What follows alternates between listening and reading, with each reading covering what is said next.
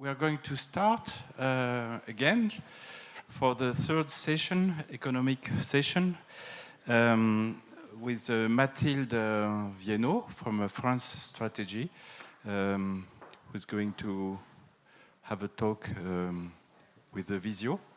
And hello, Mathilde. Bonjour. Hi. Hello. Okay. Before we start, I just wanted to notice that the WooLab system changed. The code was changed. I don't know if we have it on the screen. If you have noted something to note it. And if not, we will discuss or by paper or just have this discussion. So I will take no longer time. Mathilde, if you can explain us your work for 20-30 minutes, and then questions from the people here. Okay? Thanks. Oui, bien sûr. Merci beaucoup. Je ne sais pas si la traduction marche bien, ou enfin si c'est bon ou. Pardon? Ouais, c'est bon. It was not very efficient this morning, but I don't know, Noémie, we can still have it or yes, okay. Ok. Ok, super. Eh ben, bonjour à tous, merci beaucoup. Donc moi, voilà, je suis Mathilde Viennot, donc je travaille à France Stratégie, donc qui est en fait maintenant le Haut Commissariat à la stratégie et au plan. Donc c'est un service du Premier ministre. Et en fait, notre rôle, c'est vraiment de penser les politiques publiques dans le long terme. Et donc moi, aujourd'hui, je vais pas vous parler des risques phytosanitaires, mais plutôt des risques climatiques. En fait, c'est un rapport que j'ai sorti en juin sur comment est-ce qu'on peut repenser le système de mutualisation des risques climatiques. Mais en fait, on s'est dit avec les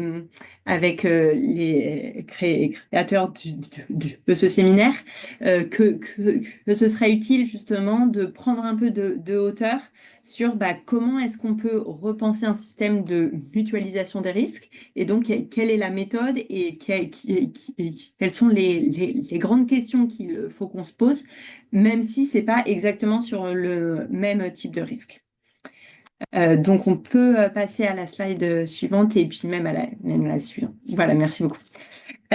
Donc, en fait, c'est un rapport voilà, qu'on a sorti en juin après 2 ans de travaux.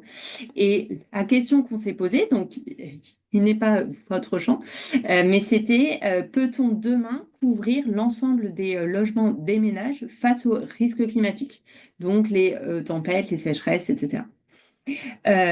Notre approche, elle était originale pour trois raisons. La première, c'est qu'on ne s'est pas demandé seulement est-ce que financièrement, on peut demain rembourser l'ensemble des dommages climatiques. Notre question, elle était plus large, c'était vraiment est-ce que demain, le système qu'on a va tenir? Parce qu'il y aura de plus en plus de dommages avec des coûts de plus en plus élevés.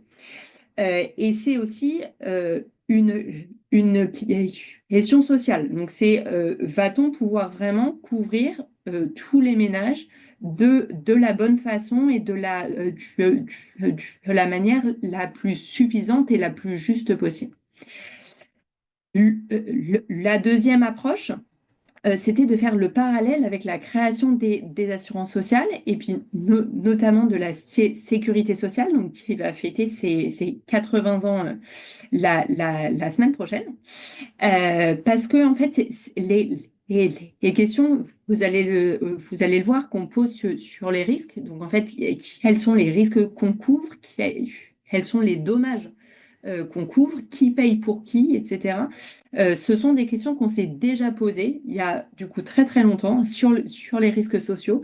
Et donc pour nous, c'était assez intéressant de tirer un peu ce parallèle et puis voir du coup ce que ça donnait. Et puis enfin, on avait une approche vraiment de concertation parce que le but, c'était de mettre autour de la table des spécialistes de la question, mais qui en fait ne se parlent jamais. C'est-à-dire d'un côté plutôt les assureurs, réassureurs, les chercheurs aussi en assurance, des spécialistes plutôt des risques climatiques, des géographes notamment, et puis bah, plutôt des spécialistes de la protection sociale.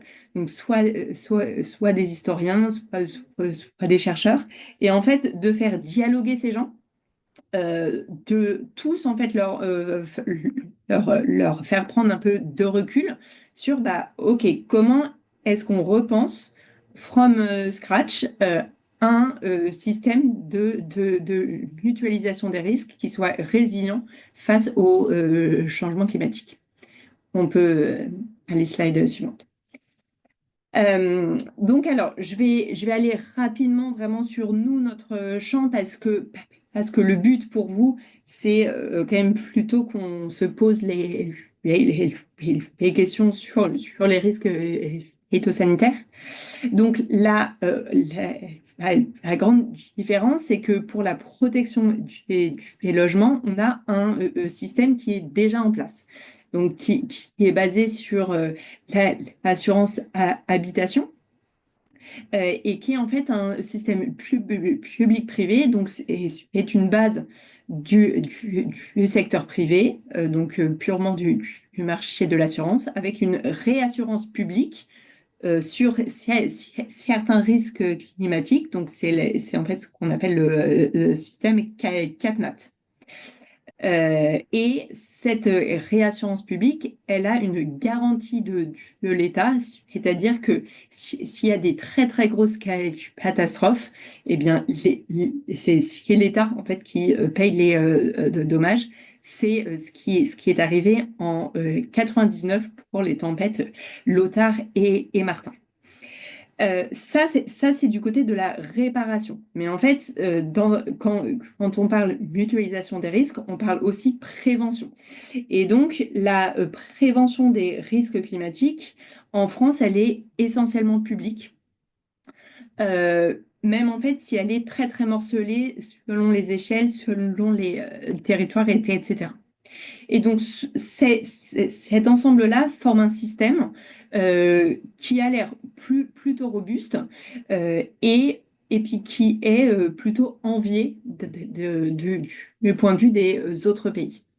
Sauf que c'est un système qui a des failles déjà qu'on voit.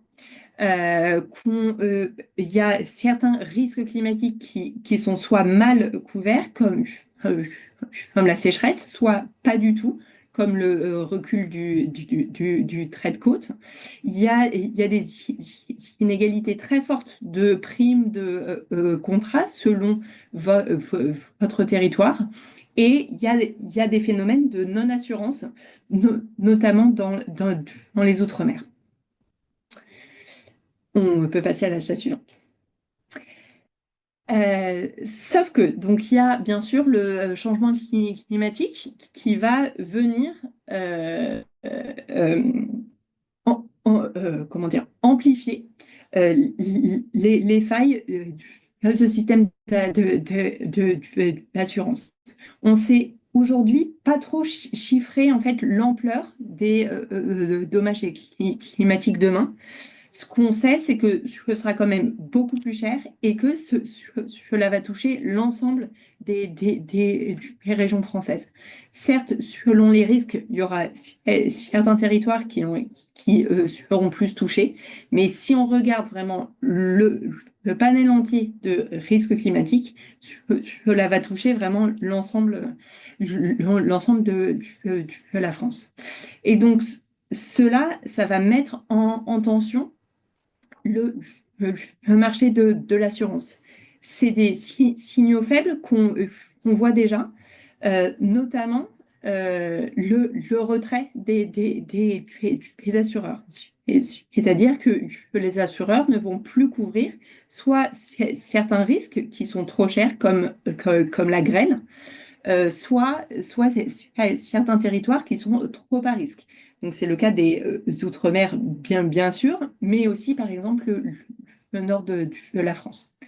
Ce qu'on va voir aussi, c'est des phénomènes d'antisélection. Donc, en fait, c'est que les primes d'assurance dans les zones à risque, eh bien, seront beaucoup plus élevées, ce qui, en fait, crée des inégalités très fortes. Et puis le fait que certains ménages, demain, ne pourront plus se couvrir face aux risques climatiques.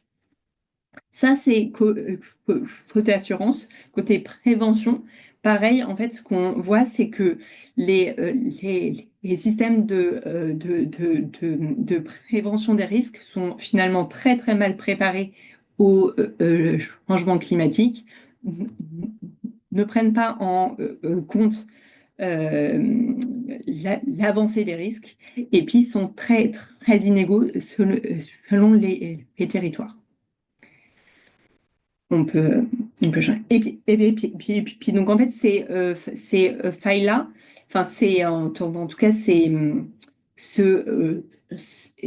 ce changement de risque-là, ce sont des choses qu'on va aussi voir, bien sûr, dans l'agriculture. Moi, là, je vous parle des logements, mais bien sûr, je pense que ça résonne aussi sur le secteur agricole.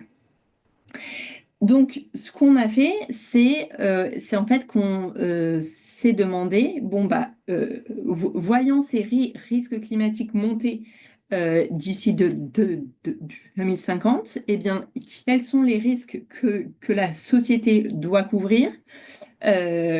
Qui paye pour qui, comment est-ce qu'on fait en sorte que certains territoires qui sont très peu à risque, eh bien, payent plus pour d'autres territoires, etc. Et donc, ce qui était très intéressant, c'est que bah, voilà, ce sont des questions qu'on s'est déjà posées dès la fin du 19e siècle, quand on a créé les assurances sociales. Il y a eu le tournant qui était très fort, qui était celui de 1945, avec la création donc, de la sécurité sociale, car c'était la première fois qu'on avait un système unifié, universel, public, qui couvrait des risques jusque-là laissés par le secteur privé. Donc, on s'est demandé, est-ce que les risques climatiques sont des risques sociaux? Et donc, si oui, eh bien, quel est le partage entre le marché de l'assurance et puis l'État qu'on doit mettre en place?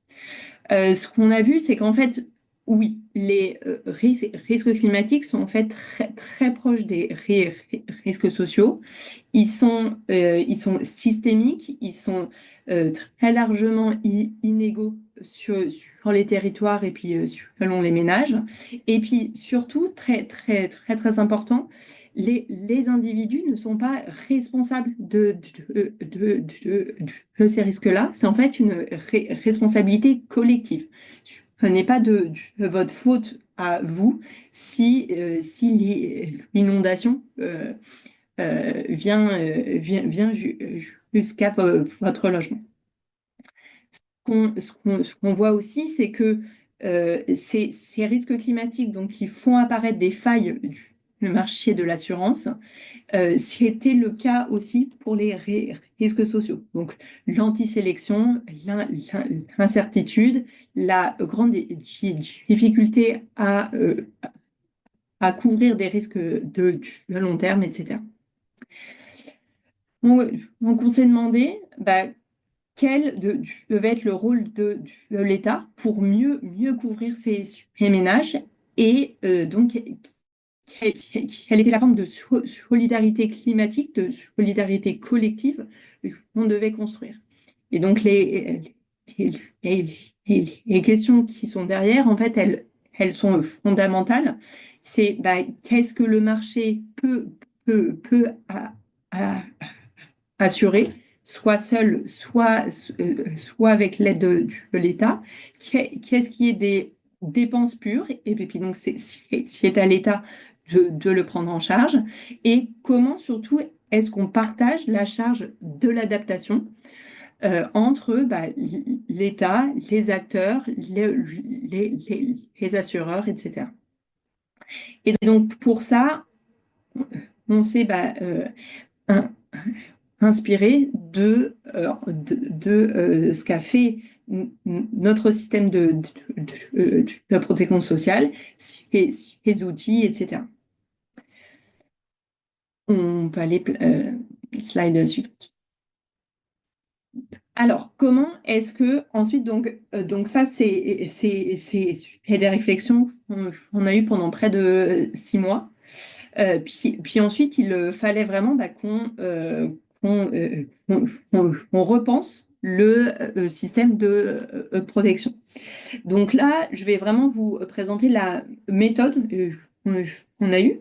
C'est donc basé sur toute cette matière-là que je viens de vous présenter.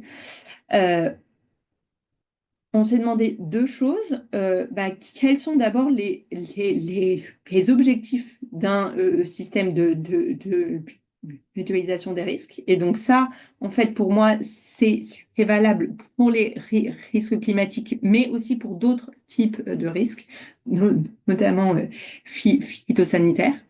Puis ensuite, eh bien, quelle est de manière très, très, très concrète le système de protection.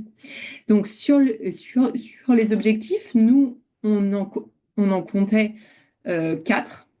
Le premier, c'est de couvrir, de fournir une couverture aux risques qui ne sont pas couverts par le marché de l'assurance.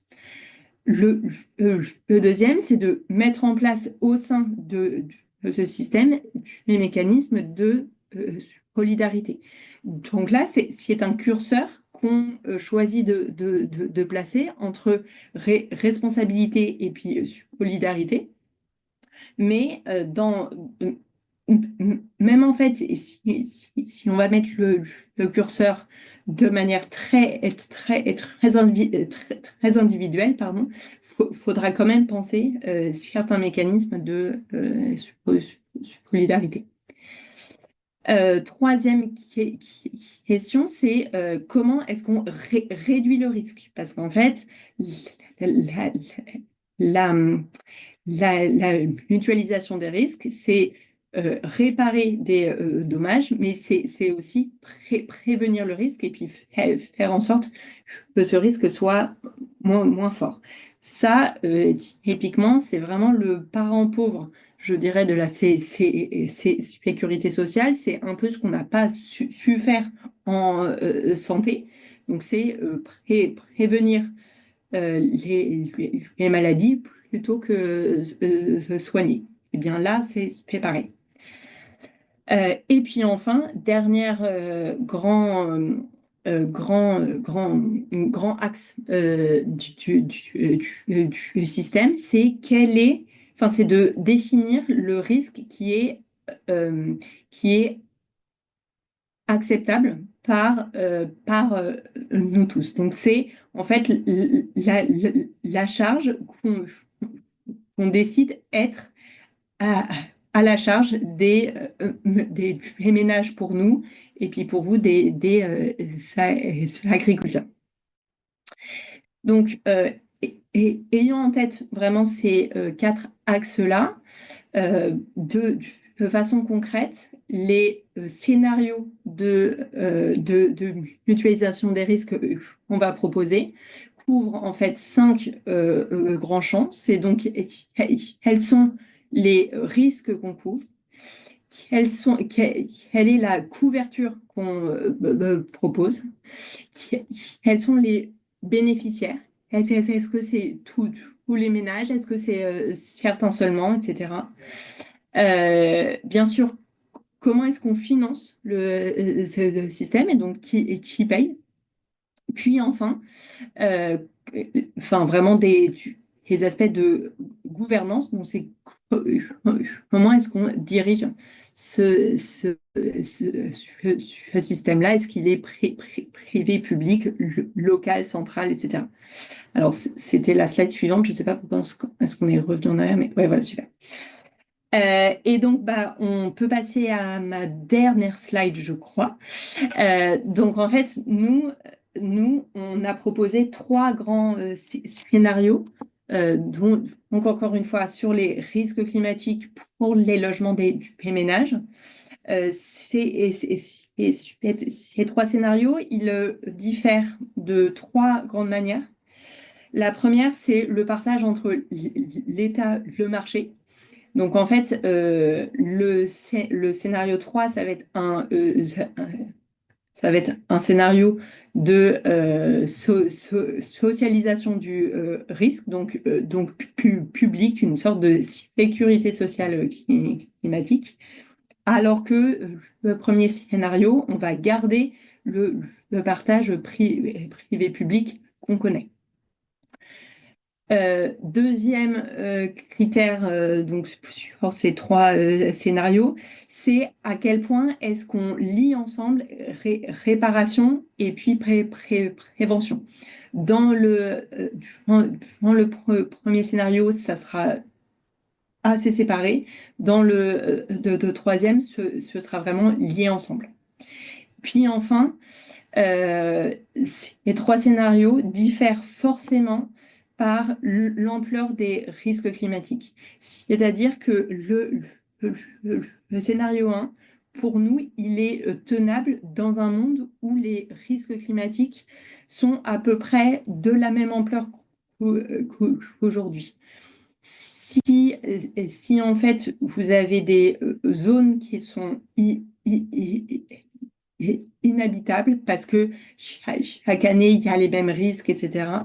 Les scénarios 1 et 2 ne tiennent plus et donc il faudra qu'on aille faire une prise en charge complète de l'état des risques climatiques. Et donc, pour moi, c'est le même type de méthode et de questions qu'on peut faire, nous, de notre côté, sur les risques climatiques pour les biens professionnels, pour l'agricole, pour aussi pour les collectivités locales. Mais c'est un travail qu'on pourrait faire aussi sur d'autres risques, et notamment phytosanitaires. Voilà, merci beaucoup. J'espère que j'ai tenu mon temps.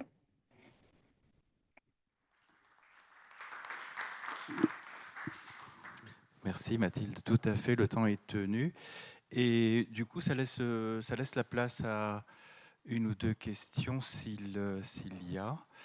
Et voilà.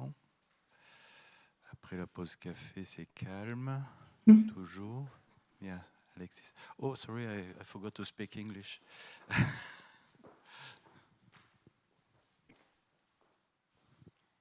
Bonjour, vous m'entendez? Oui, très bien. Ok, merci pour votre présentation. Moi, j'ai une petite question. Vous avez évoqué le dernier scénario où il y a une prise en charge par l'État. Vous avez quantifié le budget que ça représente et dans le contexte qu'on connaît actuellement, la question, vous la voyez venir, c'est comment on fait finalement? Parce que oui, la solution d'une couverture par l'État, ça peut être séduisant pour beaucoup d'acteurs dans certains cas de figure, mais il faut avoir la capacité à le faire. Donc voilà, si vous avez des éléments sur ce que ça représente d'un point de vue quantitatif, et peut-être qu'un partage de la méthodo, je ne sais pas si dans votre étude il y a la méthodo qui est accessible, mais sur la manière dont vous avez évalué ça, ça peut être utile. Le chiffrage ne sera pas utile pour le cas agricole, mais la méthodo, ça peut l'être. Oui, bien sûr. Merci. Donc, en effet, on a chiffré nos trois scénarios. En fait, le scénario 2 coûte la même chose que le scénario 3 et donc coûte environ 5 milliards d'euros supplémentaires par rapport au système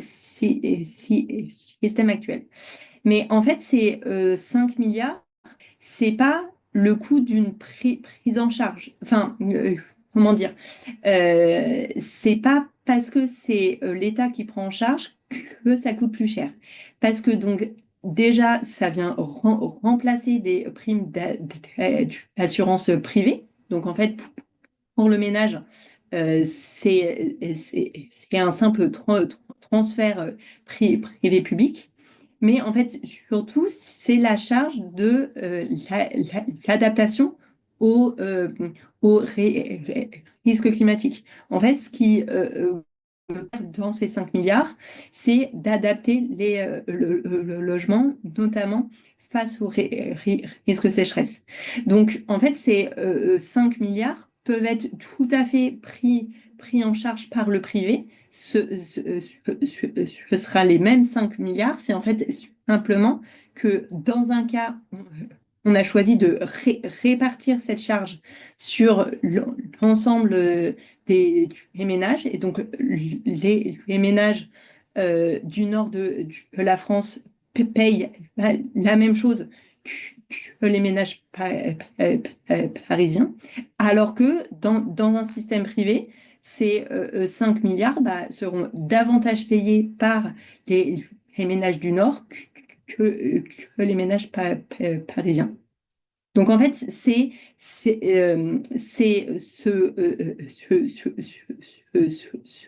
coût, c'est en fait le coût des risques climatiques. Puis vient la question de comment est-ce qu'on répartit ce coût.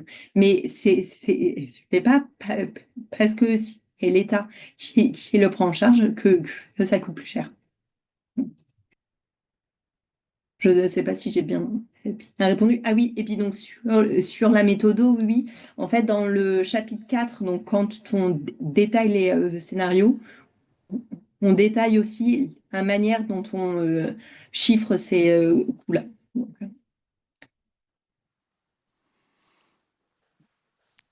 Merci.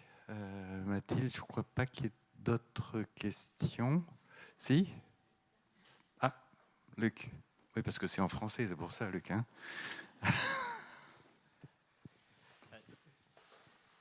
Est-ce que dans les scénarios, vous l'avez évoqué, mais est-ce que vous arrivez à bien préciser en fait les règles d'affectation sur la part des budgets publics qui iraient vers la prévention, donc vers l'adaptation des logements, et la part qui finalement resterait liée à de l'indemnisation suite à sinistre? Et est-ce qu'à partir de là, on peut relier ça à d'autres avantages qui seraient induits sur d'autres politiques de bien-être ou de capacité à faire en termes de stratégie d'adaptation?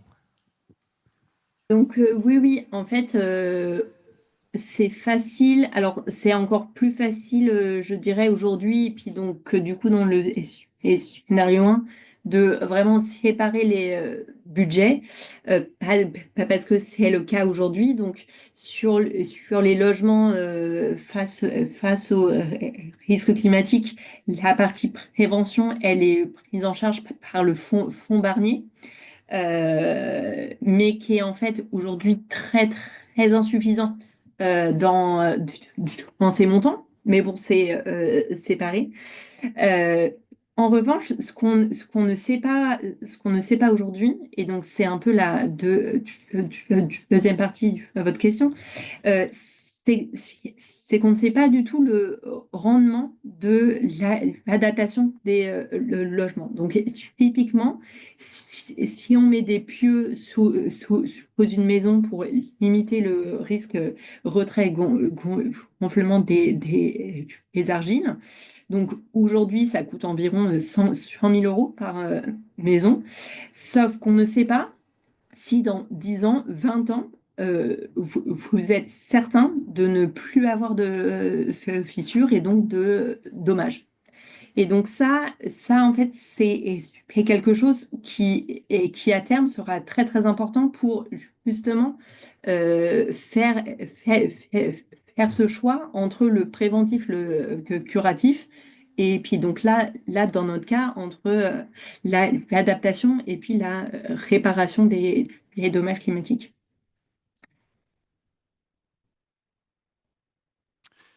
Merci Mathilde. Je pense que tu restes avec nous, peut-être à distance, parce que donc maintenant c'est Marianne qui va prendre la parole pour nous présenter un peu les types de contrats, ce que les viticulteurs préfèrent. Et puis après, il y aura une deuxième intervention, puis à nouveau un temps d'échange possible à la fin. Marianne, à toi.